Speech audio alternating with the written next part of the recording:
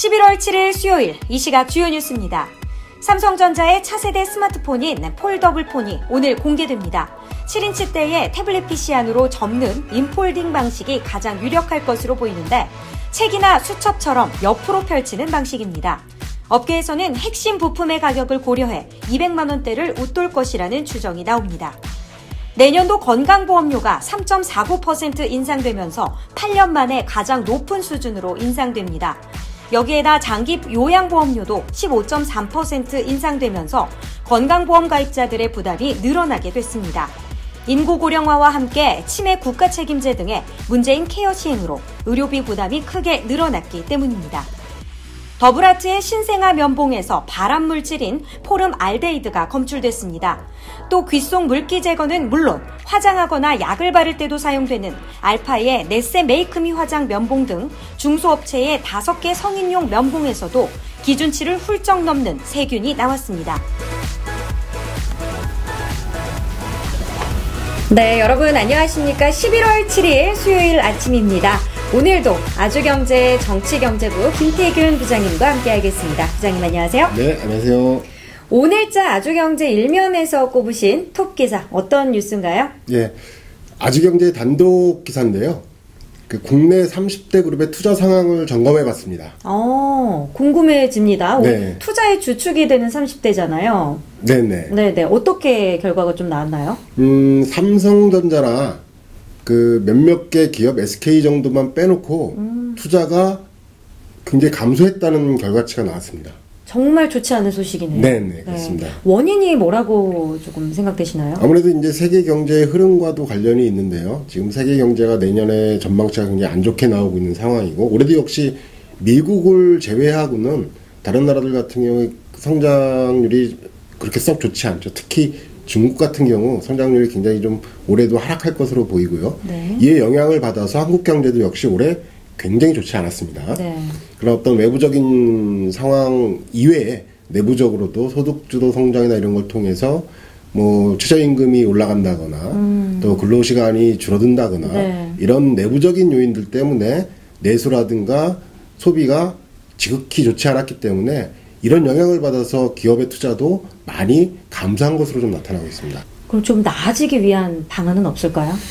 현재 상황에서 뭐 내년 세계 경제가 썩 좋을 것이라는 전망이 안 나오기 때문에 네. 현재 그 상황이 뭐 급격하게 회복되거나 개선되지는 않을 것 같지만 네.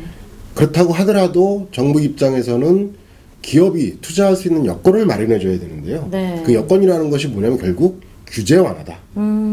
뭐 박용만 대한상공회의소 회장도 얼마 전에 그런 얘기를 했는데요. 이 정부 들어서도 규제가 전혀 완화되고 있지 않다. 네. 규제가 없어지지 않고 있다. 도대체 어디다 하소연을 해야 될지 모르겠다라고 네. 푸념을 할 정도니까요. 물론 정부가 혁신성장론을 내세우면서 기존의 4차 산업과 관련된 여러 가지 규제 정책에 대한 것들을 좀 혁신하기 위해서 노력은 하고 있지만 여전히 가시화된 것은 나타나지 않고 있기 때문에 기업의 투자 역시 이런 기본적인 터전이 좀 준비가 돼야 네. 거기에다가 투자를 하고 할 수 있을 텐데 그게 선순환적으로 이루어지지 않고 있는 상황인 것입니다.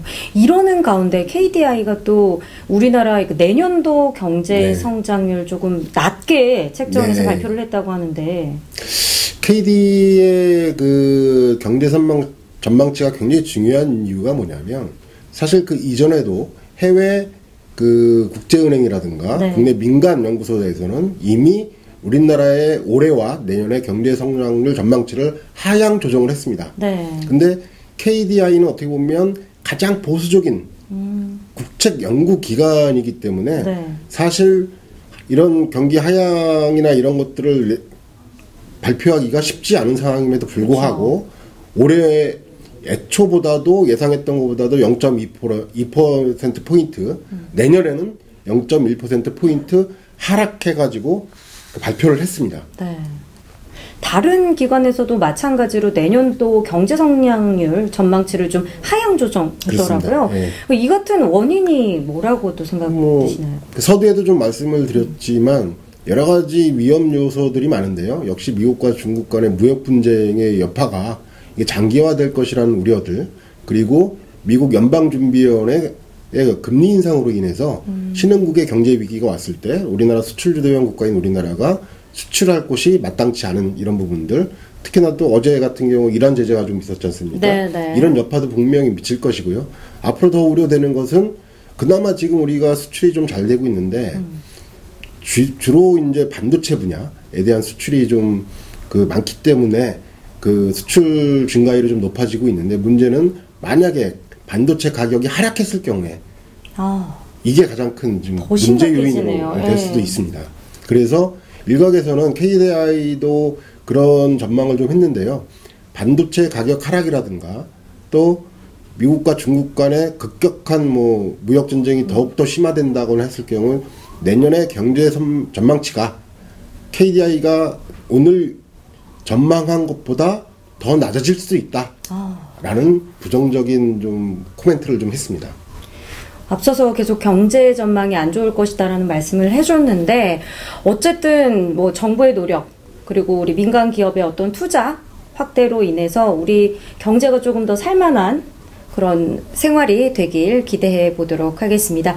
오늘도 좋은 말씀 해주신 부장님 대단히 고맙습니다. 네, 감사합니다. 네, 여러분, 저희는 내일 아침 8시 이 시간에 다시 찾아뵙도록 하겠습니다. 시청해주신 여러분 대단히 고맙습니다.